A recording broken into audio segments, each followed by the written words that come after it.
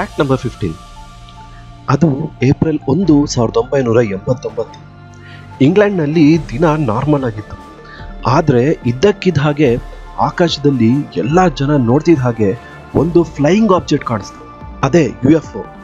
ಅದು ರೌಂಡ್ ಶೇಪಲ್ಲಿ ವಿಚಿತ್ರವಾದ ಲೈಟ್ಗಳನ್ನು ಹಾಕ್ಕೊಂಡು ಗಾಳಿಯಲ್ಲಿ ಹಾರಾಡ್ತಾ ಕಾಣಿಸ್ತು. ಅಷ್ಟೇ ಅಲ್ಲ, ಅದರಿಂದ ಏಲಿಯನ್ ಕೂಡ ಹೊರಗಡೆ ಕಾಣಿಸ್ತು. ಇನ್ನು ಜನ ಅದನ್ನು ನೋಡಿ ಗಾಬರಿ ಆದರು. ಈ ದೃಶ್ಯನ ಅಲ್ಲಿನ ಎಲ್ಲ ಜನ ಕೂಡ ನೋಡಿದ್ರು. ಈ ವಿಷಯ ಬೇಗನೆ ಅಲ್ಲಿನ ಗೌರ್ಮೆಂಟ್ಗೆ ಕೂಡ ಗೊತ್ತಾಯ್ತು. ಆಗಿಂದಾಗಲೇ ಎಲ್ಲ ಪೊಲೀಸ್ ಫೋರ್ಸ್, ಇಂಟೆಲಿಜೆನ್ಸ್ ಏಜೆನ್ಸಿ ಹಾಗೆ ಮಿಲಿಟರಿನೂ ಕೂಡ ಕರ್ಕೊಂಡು ಹೋಗಿ ಅದನ್ನು ಸುತ್ತುವರೆದು ಅದನ್ನು ಕೆಳಗಿಳಿಸೋದ್ರಲ್ಲಿ ಯಶಸ್ವಿಯಾದರು. ಅದು ಕೆಳಗಿಳಿದ ತಕ್ಷಣ ಅದರಿಂದ ಏಲಿಯನ್ ಕೂಡ ಹೊರಗೆ ಬಂದು ಅವ್ರ ಹತ್ರನೇ ಬಂದು ಅದು ತನ್ನ ಹೆಲ್ಮೆಟ್ನ ತೆಗೆದು ಅದನ್ನು ನೋಡಿ ಅಲ್ಲಿನ ಪೊಲೀಸರಿಗೆ ಆಶ್ಚರ್ಯ, ಸಂತೋಷ, ಕೋಪ ಎಲ್ಲ ಒಟ್ಟಿಗೆ ಬಂತು. ಯಾಕಂದ್ರೆ ಅದು ಇಂಗ್ಲೆಂಡ್ನ ಒಬ್ಬ ಮಿಲೇನಿಯರ್ ರಿಚರ್ಡ್ ಬ್ರಾನ್ಸನ್.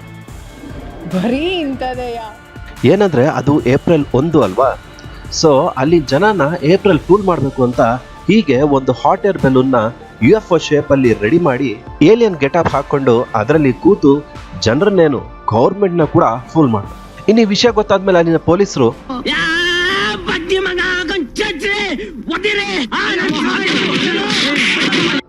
ಅಂತ ಏನು ಹೊಡಿಲಿಲ್ಲ, ಲೈಟ್ ಆಗಿ ವಾರ್ನಿಂಗ್ ಕೊಟ್ಟು ಬಿಟ್ಬಿಟ್ರು. ಯಾಕಂದ್ರೆ ಶ್ರೀಮಂತ ಅಲ್ವಾ, ಅದೇ ನಾರ್ಮಲ್ ಪರ್ಸನ್ ಆಗಿದ್ದಿದ್ರೆ ಹಂಗೆ ಮಾಡ್ತಿದ್ರಾ. Fact number 14. ನಾನು ಈ ಹಿಂದೆ ಕಂಪನಿಗಳ ಮೇಲೆ ಕೇಸ್ ಹಾಕಿ ದುಡ್ಡು ಮಾಡಿದ ವ್ಯಕ್ತಿಗಳ ಬಗ್ಗೆ ಹೇಳಿದ್ದೆ. ನಿಮ್ಗೆ ನೆನಪಿರ್ಬೇಕು ಅಲ್ವಾ? ಇಲ್ಲಾಂದ್ರೆ ಅದ್ರ ಲಿಂಕ್ನ ಡಿಸ್ಕ್ರಿಪ್ಷನ್ ಅಲ್ಲಿ ಹಾಕಿರ್ತೀನಿ, ಒಂದ್ಸಲ ನೋಡಿ. ಅದನ್ನೇ ಇನ್ಸ್ಪಿರೇಷನ್ ಆಗಿ ತಗೊಂಡೇನೋ ಗೊತ್ತಿಲ್ಲ, ಜೊನಾಥನ್ ಲೀ ರಿಚಸ್ ಅನ್ನೋ ಈ ವ್ಯಕ್ತಿ ಅಮೆರಿಕದಲ್ಲಿ ಇರ್ತಾನೆ. ಈತ ಇದುವರೆಗೂ ಬೇರೆ ಬೇರೆ ವ್ಯಕ್ತಿಗಳ ಮೇಲೆ, ಕಂಪನಿಗಳ ಮೇಲೆ ಸುಮಾರು 2600 ಕೇಸ್ಗಳನ್ನ ಫೈಲ್ ಮಾಡಿದ್ದಾನೆ. ಅದರಲ್ಲಿ ಕೆಲವು ತುಂಬಾ ಸುದ್ದಿ ಮಾಡಿದ್ವು, ಕೆಲವು ನಿಲ್ಲ ಇಲ್ಲ.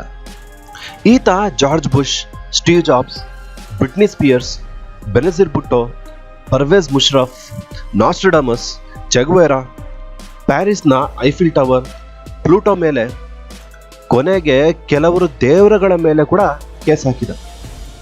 ಹೀಗೆ 2006ರಿಂದ ಇವಾಗಿನವರೆಗೂ 2600 ಕೇಸ್ಗಳನ್ನ ಫೈಲ್ ಮಾಡಿದ್ದಾರೆ. ಇದನ್ನು ನೋಡಿ ಗಿನ್ನಿಸ್ ಬುಕ್ಗೆ ಈತನಿಗೆ ರೆಕಾರ್ಡ್ ಕೊಡ್ತು, most litigious man in the history ಅಂತ. ಈ ಆಸಾಮಿ ಅಲ್ಲಿಗೂ ಸುಮ್ಮನಾಗ್ಲಿಲ್ಲ, ಮೋಸ್ಟ್ ಲಿಟಿಜಿಯಸ್ ಮ್ಯಾನ್ ಅಂತ ಅವಾರ್ಡ್ ಕೊಟ್ಟಿದ್ದಕ್ಕೆ ಗಿನ್ನಿಸ್ ಬುಕ್ ಮೇಲೂ ಕೂಡ ಕೇಸ್ ಹಾಕ್ತಾರೆ. ಈಗ ಫ್ಯಾಕ್ಟ್ ನಂಬರ್ 13. ಈಗ ನಿಮ್ಗೊಂದು ಪ್ರಶ್ನೆ, ಯಾರಾದ್ರೂ ಮೂಗರ್ಸ್ಬಿಟ್ಟು ಅದೇ ರೀ ಹೀಗ್ ಮಾಡಿ ಆ ಟಿಶ್ಯೂನ ನಿಮಗ್ ಕೊಟ್ರೆ ನೀವು ತಗೋತೀರಾ? ಆಲ್ಮೋಸ್ಟ್ ಎಲ್ಲರೂ ಇಲ್ಲ ಅಂತಾನೆ ಅನ್ಕೊಂಡಿರ್ತಾನೆ. ಆದ್ರೆ ಇಲ್ಲೊಬ್ಬ ವ್ಯಕ್ತಿ ಅದನ್ನ ಜನ ದುಡ್ಡು ಕೊಟ್ಟು ತಗೊಂತಾರೆ ಅಂತ ನಂಬ್ತಿದ್ದಾರೆ. ಹೇಳ್ತೀನಿ ಕೇಳಿ. NDTVಯಲ್ಲಿ ಬಂದಿರೋ ಈ ಆರ್ಟಿಕಲ್ ನೋಡಿ. ರೀಸೆಂಟ್ ಆಗಿ ಲಿಯೋನೆಲ್ ಮೆಸ್ಸಿ ಅವರು ಫುಟ್ಬಾಲ್ ಇಂದ ಅವರ ರಿಟೈರ್ಮೆಂಟ್ ನ ಅನೌನ್ಸ್ ಮಾಡಿದ್ದು ನೀವೆಲ್ಲ ನೋಡಿರ್ತೀರಿ ಅಲ್ವಾ? ಆಗ ಅವರು ತುಂಬಾ ಎಮೋಷನಲ್ ಆಗಿ ಹತ್ರು. ಆಗ ಅವರು ಮೂಗರ್ಸ್ಕೊಂಡು ಆ ಟಿಶ್ಯೂನ ಡಸ್ಟ್ಬಿನ್ ಅಲ್ಲಿ ಹಾಕಿದ್ರಂತೆ. ಆ ಕಾರ್ಯಕ್ರಮ ಎಲ್ಲ ಮುಗಿಯೋದನ್ನ ಕಾಯ್ತಿದ್ದ ಯಾರೋ ಒಬ್ಬ ಅನಾಮಿಕ ವ್ಯಕ್ತಿ ಆ ಡಸ್ಟ್ಬಿನ್ ಇಂದ ಆ ಟಿಶ್ಯೂನ ಎತ್ಕೊಂಡು ಮ್ಯೂಕಿಡೋ ಅನ್ನೋ ಒಂದು ವೆಬ್ಸೈಟ್ ಅಲ್ಲಿ ಅದನ್ನ ಆಕ್ಷನ್ಗೆ ಅಂದ್ರೆ ಹರಾಜ್ಗಿಟ್ಟಿದ್ದಾನೆ. ಎಷ್ಟಕ್ಕೆ ಗೊತ್ತಾ? $1 ಮಿಲಿಯನ್, ಅಂದ್ರೆ ಸುಮಾರು 6.5 ಕೋಟಿಗೆ ಆ ಟಿಶ್ಯೂನ ಹರಾಜ್ಗಿಟ್ಟಿದ್ದಾನೆ. ಅವನ ಪ್ರಕಾರ ಆ ಟಿಶ್ಯೂ ಅಲ್ಲಿ ಮೆಸ್ಸಿ ಅವರ ಜೆನೆಟಿಕ್ ಮೆಟೀರಿಯಲ್ ಇದೆಯಂತೆ. ಹಾಗಾಗಿ ಆ ಮೆಟೀರಿಯಲ್ ಇಂದ ಇನ್ನೊಬ್ಬ ಮೆಸ್ಸಿ ಅಂತ ಪ್ಲೇಯರ್ನೇ ಹುಟ್ಟಿಸ್ಬೋದು ಅನ್ನೋದು ಅವನ ಮಾತು. ಸದ್ಯಕ್ಕೆ ಇನ್ನೂ ಯಾರು ಅದನ್ನ ತಗೊಂತಾರೇನೋ ನೋಡೋಣ. ಅಕಸ್ಮಾತ್ ಅದೇನಾದ್ರೂ ಕಮ್ಮಿ ಪ್ರೈಸ್ ಗಿಟ್ರೆ ನೀವು ತಗೋತೀರಾ? ಕಮೆಂಟ್ ಮಾಡಿ. ಇನ್ನೂ ಇಂಥ 15 ಅಮೇಜಿಂಗ್ ಫ್ಯಾಕ್ಟ್ಸ್ಗಳಿವೆ. ಅದನ್ನ ನೋಡೋಕ್ಕೂ ಮುಂಚೆ ನೀವಿನ್ನೂ ನನ್ನ ಚಾನಲ್ನ ಸಬ್ಸ್ಕ್ರೈಬ್ ಮಾಡ್ಕೊಂಡಿಲ್ಲ ಅಂದ್ರೆ ಈ ಕೂಡಲೇ ಸಬ್ಸ್ಕ್ರೈಬ್ ಮಾಡ್ಕೊಳ್ಳಿ. ಪಕ್ಕದಲ್ಲಿ ಕಾಣ್ತಿರೋ ಬೆಲ್ ಐಕಾನ್ನ ಕ್ಲಿಕ್ ಮಾಡಿ ನಾನು ಮುಂದೆ ಅಪ್ಲೋಡ್ ಮಾಡೋ ವಿಡಿಯೋನ ನೋಟಿಫಿಕೇಶನ್ ಪಡ್ಕೊಳ್ಳಿ. ಸಬ್ಸ್ಕ್ರೈಬ್ ಮಾಡಿದ್ದೀರಾ ಅಂತ ಆಶಿಸ್ತಾ ವಿಡಿಯೋನ ಮುಂದುವರಿಸ್ತೀವಿ. Fact number 12. ನಾನು ನಿಮಗೆ ಎಲ್ಲ ವಿಡಿಯೋದಲ್ಲೂ ಒಂದೊಂದು ಡಿಸಾರ್ಡರ್ ಬಗ್ಗೆ ಹೇಳ್ತಿದ್ದೀನಿ. ಇವತ್ತಿನ ವಿಡಿಯೋದಲ್ಲಿ ನಾನು ಹೇಳ್ತಿರೋ ಡಿಸಾರ್ಡರ್ ಎರೋಟೋಮೇನಿಯಾ. ಇದು ಹೆಚ್ಚಾಗಿ ಹುಡುಗಿರಲ್ಲಿ ಇರುತ್ತಂತೆ. ಇದ್ರ ಪ್ರಕಾರ ಈ ಕಾಯಿಲೆ ಇರೋ ವ್ಯಕ್ತಿ ನಾನು ತುಂಬಾ ಸುಂದರವಾಗಿದ್ದೀನಿ ಅಂತ ಓವರ್ ಕಾನ್ಫಿಡೆಂಟ್ ಇರ್ತಾರಂತೆ. ಅಷ್ಟೇ ಅಲ್ಲ, ಎಲ್ಲರೂ ನನ್ನೇ ಲವ್ ಮಾಡ್ತಾರೆ ಅಂತಾನೂ ಅನ್ಕೊಂತಿರ್ತಾರಂತೆ. ಮತ್ತಿನ್ಯಾಕ್ ತಡ, ನಿಮ್ ಫ್ರೆಂಡ್ಸ್ ಲಿಸ್ಟ್ ಅಲ್ಲೂ ಇಂಥವ್ರೊಬ್ರು ಇದ್ದೇ ಇರ್ತಾರೆ. ಅವ್ರಿಗೆ ಈ ವಿಡಿಯೋನ ಶೇರ್ ಮಾಡಿ, ಹಾಗೆ ಅದು ಅವ್ರಿಗಿರೋ ಕಾಯಿಲೆ ಅಂತಾನೂ ತಿಳಿಸಿ. Fact number 11. ನಾಯಿನ ಅದನ್ನ ಸಾಕಿದ ಯಜಮಾನ ಬಿಟ್ಟು ಹೋದ್ರೆ ಆ ನಾಯಿ ಅವರನ್ನ ಹುಡ್ಕೊಂಡು ಕಿಲೋಮೀಟರ್ ಗಟ್ಟಲೆ ಹೋಗಿರೋದನ್ನ ಕೇಳಿರ್ತೀರ, ಮೂವೀಸ್ ಅಲ್ಲೂ ನೋಡಿರ್ತೀರ. ಆದ್ರೆ ಇದು ಸ್ವಲ್ಪ ಡಿಫ್ರೆಂಟ್, ಹೇಳ್ತೀನಿ ಕೇಳಿ. ಇಲ್ಲಿ ಕಾಣ್ತಿದೆ ಅಲ್ವಾ, ಈ ಫೋಟೋದಲ್ಲಿರೋ ನಾಯಿನ ಅದನ್ನ ಸಾಕಿದವರು ಬಿಟ್ಟು ಹೋದ್ರಂತೆ. ಪಾಪ ಈ ನಾಯಿ ಕೂಡ ಅವ್ರ ವಾಸನೆ ಹಿಡ್ಕೊಂಡು 100 ಕಿಲೋಮೀಟರ್ ಪ್ರಯಾಣ ಮಾಡಿ ಅವ್ರನ್ನ ಕಚ್ಚಿ ಹೋಯ್ತಂತೆ. ನಿಯತ್ತಿನ ಪ್ರಾಣಿ ಹೌದು, ಆದ್ರೆ ಅದಕ್ಕೇನು ಕೋಪ ಬರಲ್ವಾ? ಫ್ಯಾಕ್ಟ್ ನಂಬರ್ 10, ಕೆಲವರು ಸೀನ್ ಬಂದ್ರೆ ತಡ್ಕೋತಾರೆ, ಆದ್ರೆ ತಿಳಿದವರು ಹೇಳ್ತಾರೆ ಸೀನು ಬಂದಾಗ ತಡಿಬಾರ್ದು ಅಂತ. ಇದಕ್ಕೆ ತಾಜಾ ಉದಾಹರಣೆ, ಇಲ್ಲೊಬ್ಬ ವ್ಯಕ್ತಿಗೆ ಸೀನು ಬಂತಂತೆ, ಆದ್ರೆ ಆತ ತಡ್ದ. ಅಂದ್ರೆ ಸೀನು ಬಂದಾಗ ಮೂಗು ಬಾಯಿ ಎರಡು ಕ್ಲೋಸ್ ಮಾಡ್ಬಿಟ್ನಂತೆ. ಅದಕ್ಕೆ ಅವನ ಗಂಟ್ಲೆನೆ ತೂತಾಯ್ತಂತೆ. ಅದಕ್ಕೆ ಬಂದ್ರೆ ಸೀನ್ ಬಿಡಿ, ತಡಿಬೇಡಿ. ಫ್ಯಾಕ್ಟ್ ನಂಬರ್ 9, ಅಮೆರಿಕದ ಪೆನ್ಸಿಲ್ವೇನಿಯಾದಲ್ಲಿ ಒಂದು ವಿಚಿತ್ರ ಕಾನೂನು ಇದೆಯಂತೆ. ಅಲ್ಲಿ ಆಲ್ಕೋಹಾಲ್, ಅದೇ ರೀ ಎಣ್ಣೆ, ಅದನ್ನ ತಗೋಬೇಕು ಅಂದ್ರೆ ಅವನ ಹೆಂಡತಿ ಹತ್ರ ಲಿಖಿತವಾಗಿ ಪರ್ಮಿಷನ್ ತಗೊಂಡು ಹೋಗ್ಬೇಕಂತೆ. ಇಲ್ಲ ಅಂದ್ರೆ ಎಣ್ಣೆ ಕೊಡಲ್ಲ. ಅಕಸ್ಮಾತ್ ಅದೇನಾದ್ರೂ ಇಲ್ಲಿಗೆ ಬಂದ್ರೆ. ಫ್ಯಾಕ್ಟ್ ನಂಬರ್ 8, ನೀವೀಗ ನೋಡ್ತಿರೋದು ಹೂವು. ಇದರ ಹೆಸರು ಆಂಜಿರಾಕ್ಸಿಫಿಯಂ. ಇದನ್ನ ಫ್ಲವರ್ ಆಫ್ ಪೇಷನ್ಸ್ ಅಂತಾನೂ ಕರೀತಾರೆ. ಯಾಕಂದ್ರೆ ಇದು ಅರಳೋದು 7 ವರ್ಷಕ್ಕೆ ಒಂದ್ಸಲ, ಹಾಗೆ ಇರೋದು 7 ದಿನ ಮಾತ್ರ. Fact number 7, Rolls Royce cars ನಿಮಗೆ ಗೊತ್ತಲ್ವಾ, ಕಾಸ್ಟ್ಲಿಯೆಸ್ಟ್ ಕಾರ್ಸ್. 2021ರಲ್ಲಿ ಈ ಕಾರ್ಸ್ ತುಂಬಾ ಸೇಲ್ಸ್ ಆದ್ವಂತೆ. ಇದು ಇದುವರೆಗೂ ಅಂದ್ರೆ ಈ ಕಾರ್ಸ್ ಪ್ರಾರಂಭ ಆಗಿದ 117 ವರ್ಷದಿಂದ ಹೈಯೆಸ್ಟ್ ಸೇಲ್ಸ್ ಅಂತೆ. ರೀಸನ್ ಏನಿರಬಹುದು ಕಮೆಂಟ್ ಮಾಡಿ. ಫ್ಯಾಕ್ಟ್ ನಂಬರ್ 6, ಬೇಸಿಗೆ ಪ್ರಾರಂಭ ಆಯ್ತು, ಇನ್ನೇನು ಎಲ್ಲ ಐಸ್ ಕ್ರೀಮ್ ತಿನ್ನೋದು ಜಾಸ್ತಿ. ಆದ್ರೆ ನೀವು ಮಾತ್ರ ತಿಂದ್ರೆ ಸಾಕ, ಪ್ರಾಣಿಗಳಿಗೂ ಬೇಕಲ್ವಾ? ಅದಕ್ಕೆ ಈಗ ಝೂನಲ್ಲಿ ಸಿಂಹಗಳಿಗೆ ರಕ್ತನ ಐಸ್ ಮಾಡಿ ಕೊಡ್ತಾರೆ, ಬೇಸಿಗೆನಲ್ಲಿ ತಣ್ಣಗಿರ್ಲಿ ಅಂತ. ಇದಕ್ಕೆ ಹೆಸರು bloodsicles. Fact number 5, railway tracks ನೋಡಿರ್ತೀರಲ್ವಾ, ಅದ್ರ ಮಧ್ಯೆ ಹೀಗೆ ಕ್ರಶ್ಡ್ ಸ್ಟೋನ್ಸ್, ಅಂದ್ರೆ ನಮ್ಮ ಕಡೆ ಇದನ್ನ ಜಲ್ಲಿಕಲ್ಲು ಅಂತಾರೆ. ಇದನ್ನ ಯಾಕೆ ಹಾಕ್ತಾರೆ ಅಂತ ಯಾವತ್ತಾದ್ರೂ ಯೋಚಿಸಿದ್ದೀರಾ? ಮೊನ್ನೆ ನನಗೂ ಹೀಗೆ ಡೌಟ್ ಬಂತು, ಯಾಕೆ ಅಂತ ರಿಸರ್ಚ್ ಮಾಡಿ ತಿಳ್ಕೊಂಡೆ. ನಿಮಗೂ ಹೇಳೋಣ ಅನಿಸ್ತು, ಅದಕ್ಕೆ ಈ ಫ್ಯಾಕ್ಟ್. ಅದಕ್ಕೆ 2 ರೀಸನ್ ಇದೆ. ಒಂದು, 2 ಟ್ರ್ಯಾಕ್ ಒಂದೇ ಲೆವೆಲಲ್ಲಿ ಇರಬೇಕು ಅಂತ ಮಧ್ಯದಲ್ಲಿ ಕಾಂಕ್ರೀಟ್ ಸ್ಲ್ಯಾಬ್ಸ್ನ ಹಾಕಿರ್ತಾರೆ.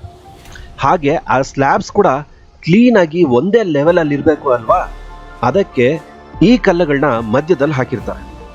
ಇನ್ನು 2ನೇದು, ಟ್ರ್ಯಾಕ್ಸ್ ಆಲ್ಮೋಸ್ಟ್ ಊರಿನ ಹೊರಗೇನೆ ಇರುತ್ತೆ. ಹಾಗೆ ಟ್ರ್ಯಾಕ್ಸ್ ಮೇಲೆ ನೀರು ಬೀಳ್ತಾನೆ ಇರುತ್ತೆ ಅಲ್ವಾ. ಸೊ ಈ ನೀರಿಂದ ಮಣ್ಣಲ್ಲಿ ಗಿಡಗಳು ಬೆಳೆದ್ರೆ ಆ ಟ್ರ್ಯಾಕ್ಸ್ಗೆ ತೊಂದರೆ ಆಗುತ್ತೆ. ಸೊ ಅದನ್ನ ತಡೆಯೋದಕ್ಕೂ ಕೂಡ ಇದು ಹೆಲ್ಪ್ ಆಗುತ್ತೆ. ಅಕಸ್ಮಾತ್ ಕಲ್ಲುಗಳೇನಾದ್ರೂ ಇಲ್ಲ ಅಂದ್ರೆ ಪರಿಸ್ಥಿತಿ ಹೀಗಿರುತ್ತೆ. ಫ್ಯಾಕ್ಟ್ ನಂಬರ್ 4,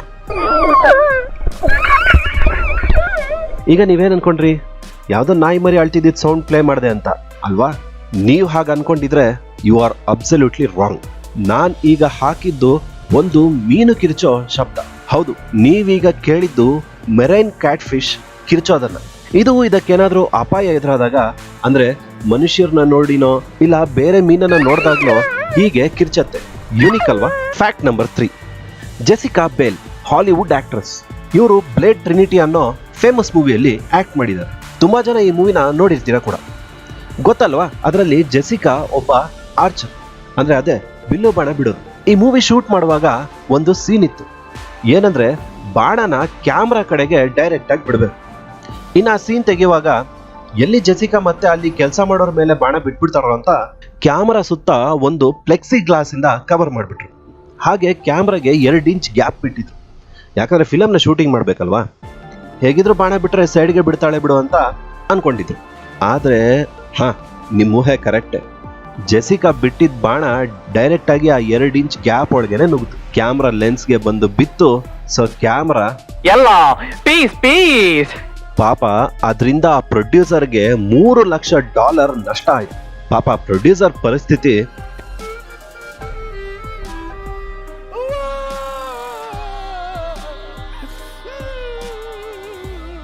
ಫ್ಯಾಕ್ಟ್ ನಂಬರ್ 2, ನಾವು ಟಿವಿ ರಿಮೋಟ್ನ ಎಲ್ಲಂದ್ರಲ್ಲಿ ಬಿಟ್ಟು ಮರ್ತೋಗ್ತಿರ್ತೀವಿ ಅಲ್ವಾ.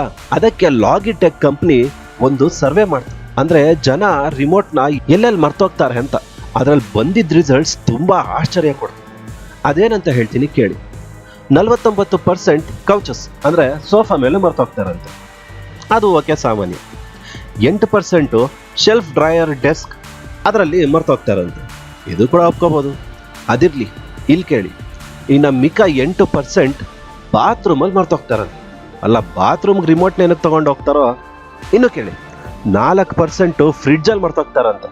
ಇನ್ನು 2% ಅಲ್ಲೂ ಅಲ್ಲ, ಮನೆ ಹೊರಗೆ ಮರ್ತೋಗ್ತಾರಂತೆ, ಅಂದರೆ ಕಾರಲ್ಲಿ. ನೋಡಿ ಹೇಗಿರ್ತಾರ ಜನ. ಹಾಗೆ ನೀವೆಲ್ಲಿ ಮರ್ತೋಗ್ತೀರಾ? ಕಮೆಂಟ್ ಮಾಡಿ, ನಾವು ತಿಳ್ಕೊಳ್ಳೋಣ. ನಾನು ಲಾಸ್ಟ್ ಟೈಮ್ ನಿಮಗೆ ನೆನಪಿರ್ಬೋದು, BTS ಬಗ್ಗೆ ಒಂದು ಫ್ಯಾಕ್ಟ್ ಹೇಳಿದ್ದೆ. ಅದೇ ವರ್ಲ್ಡ್ಸ್ ನಂಬರ್ 1 ಹ್ಯಾಂಡ್ಸಮ್ ಮ್ಯಾನ್ ಅಂತ. ಅದಕ್ಕೆ ತುಂಬ ಕಮೆಂಟ್ಸ್ಗಳು ಬಂದು, ಅದು ಅವರೆಲ್ಲ ಬೇರೆ ಹಾಕಿದ್ದೀರಾ ಅಂತ. ಆಗ ನನಗೆ ಗೊತ್ತಾಯಿತು BTSಗೆ ಇಷ್ಟು ಜನ ಫ್ಯಾನ್ಸ್ ಇದ್ದಾರೆ ಅಂತ. ಅದಕ್ಕೆ ಅವ್ರ ಬಗ್ಗೆ ಓದಿದೆ. ಆಗ ಗೊತ್ತಾಯಿತು ಅವರು ತುಂಬ ಕಷ್ಟಪಟ್ಟು ಮೇಲೆ ಬಂದಿದ್ದಾರೆ ಅಂತ. ಅದನ್ನು ನಿಮ್ಮ ಜೊತೆ ಹಂಚ್ಕೊಳ್ಳೋಣ ಅನಿಸ್ತು. ಅದಕ್ಕೆ ಈ ಫ್ಯಾಕ್ಟ್ ನಂಬರ್ 1, ಗೂಗಲ್ ಸ್ಟಾರ್ಟ್ ಆಗಿದ್ದು ಇಲ್ಲಿ ಗರಾಜಲ್ಲಿ. ಹಾಗೆ ಅಮೆಝಾನ್ ಸ್ಟಾರ್ಟ್ ಆಗಿದ್ದು ಕೂಡ ಗರಾಜಲ್ಲಿ. ಆ್ಯಪಲ್ ಕೂಡ ಸ್ಟಾರ್ಟ್ ಆಗಿದ್ದು ಇಲ್ಲೇ. ಹಾಗೆ ಈ ಪ್ರಪಂಚದಲ್ಲೇ ತುಂಬ ಹೆಚ್ಚು ಅಭಿಮಾನಿಗಳನ್ನು ಪಡೆದಿರೋ ಫೇಮಸ್ ಮ್ಯೂಸಿಕ್ ಬ್ಯಾಂಡ್ ಕೂಡ ಇಲ್ಲೇ ಸ್ಟಾರ್ಟ್ ಆಗಿತ್ತು. ಅದೇ ಬ್ಯಾಂಗ್ಟನ್ ಬಾಯ್ಸ್, ಶಾರ್ಟ್ ಆಗಿ BTS. ಈ ಬ್ಯಾಂಡ್ನ leader RM, rap monster. Original name Kim Namjoon. ಇವರಿಗೆ 2010ಕ್ಕೂ ಮುಂಚೆ ಒಂದು ಹಿಪ್ಹಾಪ್ ಏಜೆನ್ಸಿಯಲ್ಲಿ ಒಬ್ಬ ವ್ಯಕ್ತಿ ಜೊತೆ ಪರಿಚಯ ಆಯಿತು. ಆತ ಅಲ್ಲಿನ ಶೋನ ಜಡ್ಜ್. ಅವ್ರಿಗೆ RMನ ರ್ಯಾಪಿಂಗ್ ತುಂಬ ಇಷ್ಟ ಆಗಿ ಬಿಗ್ ಹಿಟ್ ಎಂಟರ್ಟೈನ್ಮೆಂಟ್ CEOಗೆ ಇಂಟ್ರೊಡ್ಯೂಸ್ ಮಾಡಿದ್ರು. ಅವ್ರ ಹೆಸರು ಬ್ಯಾಂಗ್ ಸಿ ಹ್ಯೂ.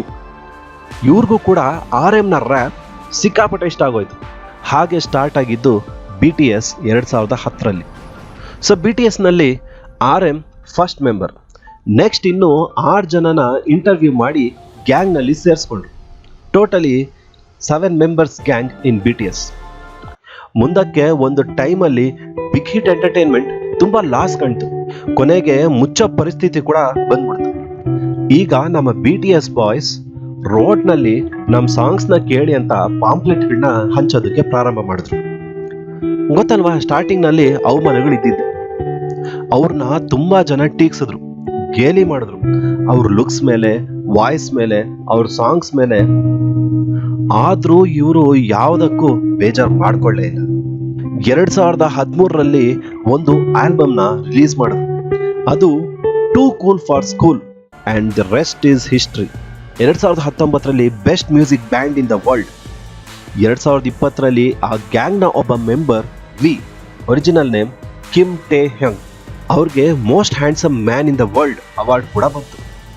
ಹಾಗೆ BTSಗೆ most viewed video in 24 hours, fastest to reach 1 million in TikTok, most ticket sold for concert. ಹೀಗೆ 25 ಗಿನ್ನಿಸ್ ವರ್ಲ್ಡ್ ರೆಕಾರ್ಡ್ಗಳಿವೆ BTS ಮೇಲೆ.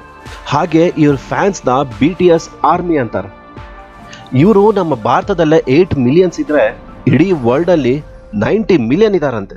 ಅಂದರೆ 90 ಕೋಟಿ. ಇನ್ನೇನು ಸದ್ಯದಲ್ಲಿ 1 ಬಿಲಿಯನ್ ನಿರೀಕ್ಷೆಯಲ್ಲಿ ಕೂಡ ಇದ್ದಾರೆ. That's really great. ಸೊ ನಮ್ಮ ಚಾನಲ್ನಲ್ಲಿ ಯಾರಾದರೂ BTS ಆರ್ಮಿ ಇದ್ದರೆ BTS ಅಂತ ಕಮೆಂಟ್ ಮಾಡಿ. ಸೊ ಇದು ಫ್ರೆಂಡ್ಸ್ 15 ಅಮೇಝಿಂಗ್ ಫ್ಯಾಕ್ಟ್ಸ್. ಇಲ್ಲಿ ತನಕ ಈ ವಿಡಿಯೋನ ನೋಡಿದ್ದೀರಾ ಅಂದರೆ ನಿಮಗೆ ಈ ವಿಡಿಯೋ ಇಷ್ಟ ಆಗಿರುತ್ತೆ. ನಿಮಗಿಷ್ಟ ಆಗಿದೆ ಅಂತ ನನಗೆ ಗೊತ್ತಾಗಬೇಕು ಅಂದರೆ ಈ ವಿಡಿಯೋಗೆ ಒಂದು ಲೈಕ್ ಕೊಡಿ. ಇದರಿಂದ ಈ ವಿಡಿಯೋ ಇನ್ನಷ್ಟು ಹೆಚ್ಚಿನ ಜನಕ್ಕೆ ತಲುಪೋದಕ್ಕೆ ಸಹಾಯ ಆಗುತ್ತೆ. ಹಾಗೆ ನಿಮ್ಮ ಅನಿಸಿಕೆ ಅಭಿಪ್ರಾಯಗಳನ್ನು ಕಮೆಂಟ್ ಮಾಡಿ, ಯಾಕಂದರೆ ಕಮೆಂಟಿಂದಾನೇ ವಿಡಿಯೋ ಬೂಸ್ಟ್ ಆಗುತ್ತೆ. ಸೊ ಲೈಕ್, ಕಮೆಂಟ್, ಶೇರ್ ಮಾಡ್ತೀರಾ ಅಂತ ಆಶಿಸ್ತಾ ಈ ವಿಡಿಯೋನ ಇಲ್ಲಿಗೆ ಮುಗಿಸ್ತಾ ಇದ್ದೀನಿ. ಮತ್ತೆ ಸಿಗ್ತೀನಿ ಮುಂದಿನ ವಿಡಿಯೋದಲ್ಲಿ. ಅಲ್ಲಿ ತನಕ ನಗಿಸ್ತಾ ಇರಿ, ಆರಾಮಾಗಿರಿ. ನಮ್ಮ ಚಾನಲ್ನ ಸಬ್ಸ್ಕ್ರೈಬ್ ಮಾಡೋದು ಮಾತ್ರ ಮರಿಬೇಡಿ.